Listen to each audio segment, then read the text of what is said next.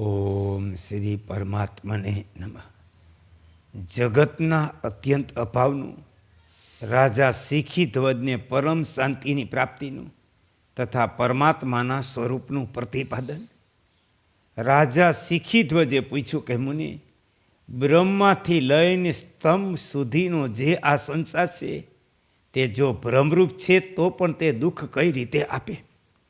કુંભ બોલ્યા, રાજન, વાસ્તવમાં પિતામાં બ્રહ્માની પણ સત્તા નથી, પછી તેમણે બનાવેલા જગતની સત્તા કઈ રીતે હોઈ શકે?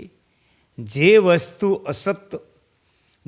વસ્તુ અસત વસ્તુથી સિદ્ધ કરવામાં આવતી હોય તે ત્રણેય કાળમાં પણ સિદ્ધ થઈ શકતી નથી. આ જે પ્રાણીઓની સૃષ્ટિ દેખાય તે મૃગ તૃષ્ણાના જળ જેવી મિથ્યા જ પ્રગટ થઈ. તેથી છીપમાં ચાંદીના ભ્રમની જેમ વિવેક દ્વારા તેનો વિલય થઈ જાય. કારણનું અસ્તિત્વ ન હોવાથી કાર્યની સત્તા હોઈ શકતી નથી. જે અસત કારણથી અસત કર્મની ઉત્પત્તિ દેખાય તેનું સ્વરૂપ મિથ્યા જ્ઞાન સિવાય બીજું કાંઈ નથી. મિથ્યા જ્ઞાન દ્વારા દેખાતા પદાર્થો કોઈ કાળે અસ્તિત્વ ધરાવતા નથી. શું કોઈએ મરુભૂમિના જળથી ઘડા ભર્યા છે ખરા? રાજા શીખી ધ્વજે કહ્યું કે મુનિવર, અનંત અજન્મા અવ્યક્તા આકાશની જેમ નિરાકાર અવિનાશી શાંત પરબ્રહ્મ પરમાત્મા સૃષ્ટિના આદિ રચિતા બ્રહ્માનું કારણ કેમ નથી? કુંભ બોલ્યા, રાજન, વાસ્તવમાં શુદ્ધ નિર્વિશેષ અદિતિ બ્રહ્મ ન તો કોઈ કાર્ય છે કે ન કારણ. કેમ કે નિર્વિકાર હોવાથી તેમાં કારણત્વ અને કાર્યત્વ છે નહીં. તેથી વસ્તુત બ્રહ્મ ન કર્તા છે ન કારણ પણ છે. તેનું ન કોઈ નિમિત્ત છે કે ન કોઈ ઉપાદાન. તે તર્કનો વિષય નથી. તેથી તે અવિજ્ઞેય છે. જે અત્કર્ય અવિજ્ઞેય શાંત વિકાર રહિત અને કલ્યાણરૂપ છે, તેમાં કર્તૃત્વ અને ભોક્તૃત્વ કઈ રીતે કોનું કોનાથી ક્યાં સમય થશે? તેથી આ જગત વાસ્તવમાં કોઈનાથી ઉત્પન્ન થતું નથી, ન આની સત્તા પણ છે. તેથી તમે ન કરતા છો ન ભોગતા છો, પરંતુ શાંત અજન્મા બ્રહ્મ છો. વાસ્તવમાં કારણની સત્તા નથી. તેથી આ જગત કોઈનું કાર્ય નથી. કેમ કે કારણના અભાવે જે કાર્ય દેખાય તે માત્ર ભ્રમ છે. કોઈનું કાર્ય ન હોવાથી આ સૃષ્ટિનો ત્રણેય કાળમાં અત્યંત અભાવ છે. આ જગત જ્યારે કોઈ પણ કારણનું કાર્ય નથી ત્યારે અનાયાસે બધાય પદાર્થો મિથ્યા થઈ જાય.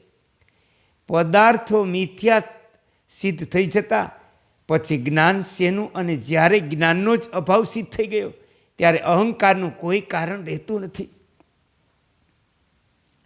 તેથી હે રાજન, તમે શુદ્ધ મુક્ત છો, પછી બંધન અને મોક્ષની વાત તો ક્યાં? રાજા શીખી ધ્વજ બોલ્યા કે હે ભગવાન, હું વાસ્તવિક તત્વને જાણી ગયો. તમે બહુ જ ઉત્તમ યુક્તિ સંગત કહ્યું. હું એ પણ સમજી ગયો કે કારણનો અભાવ હોવાથી બ્રહ્મ પણ જગતનું કરતા નથી. તેથી કર્તાના અભાવથી જગતનો અભાવ છે. જગતના અભાવથી પદાર્થોનો અભાવ. તેથી તેના બીજ એવા ચિત્તનો પણ અભાવ. આથી અહમતા વગેરેની સત્તા નથી. આ પ્રકારની સ્થિતિ હોવાથી હું વિશુદ્ધ જ છું, સર્વજ્ઞ છું, કલ્યાણ સ્વરૂપ છું. કેમ કે પરમાત્માથી ભિન્ન દસ્ય વિષય કશું છે નહીં. આ તમે મને સમજાવી દીધું. તેથી બધાય પદાર્થોનું સ્વરૂપ જાણી લીધા પછી અહમ વગેરેથી લઈને અંત સુધીના જેટલા પદાર્થો છે તે બધા અસદ રૂપ ભાસે. તેથી હું આકાશની જેમ શાંત થઈ સમભાવમાં નિત્ય સ્થિત છું. અહો, દેશ કાલ કળા ક્રિયાઓથી યુક્તા જગતના પદાર્થોમાં અનેક પ્રકારની દૃષ્ટિ હતી, તે દીર્ઘકાળ પછી શાંત થઈ ગઈ. મને દસ્ય જગતના અભાવનું જ્ઞાન થઈ ગયું. હવે માત્ર અવિનાશી બ્રહ્મ જ સ્થિત છે. હવે હું શાંતિમય મુક્ત સ્વરૂપ અને પરિપૂર્ણ છું. હું ક્રિયા ઉત્પત્તિ વિનાશ રહી છું. હું અતિશય શુભ કલ્યાણ સ્વરૂપ વિશુદ્ધ પરમાત્મા સ્વરૂપ છું. શ્રી વશિષ્ઠજી કહે, રઘુનંદન, રાજા શિખીધ્વજ ઉપર જણાવેલા જ્ઞાનથી બ્રહ્મા વિશ્રામ પામી 2 ઘડી સુધી વાયુ વિનાના સ્થાનમાં દીવાની જ્યોતની જેમ નિશ્ચલ અને શાંત ચિત્ત થઈ ગયા. પછી જ્યારે રાજા શિખીધ્વજ નિર્વિકલ્પ સમાધિમાં સ્થિત હતા ત્યારે પોતાની સહજ વાણીથી કુંભે તેમને તરત જગાડ્યા. કુંભે કહ્યું કે રાજન, હવે તમે અજ્ઞાન રૂપી નિંદ્રાથી જાગી ગયા અને કલ્યાણરૂપ બનીને સ્થિત છો. એ પ્રિયા, હે પ્રિય, જ્યારે પરમાત્માનો એકવાર સ્પષ્ટ રૂપે અનુભવ થઈ જાય ત્યારે તેના માટે સમસ્ત અનિષ્ટકારક પદાર્થોનો અભાવ થઈ જાય.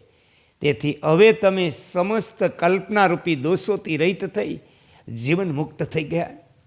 શ્રી વશિષ્ઠજી કહે, રામ, જ્યારે મુનિ શ્રેષ્ઠ તે કુંભે રાજા શિખીધ્વજને આ પ્રમાણે સમજાવ્યા ત્યારે તેઓ જ્ઞાની થઈ ગયા, મહામોહથી નિવૃત્ત થઈને શોભારૂપ બની ગયા.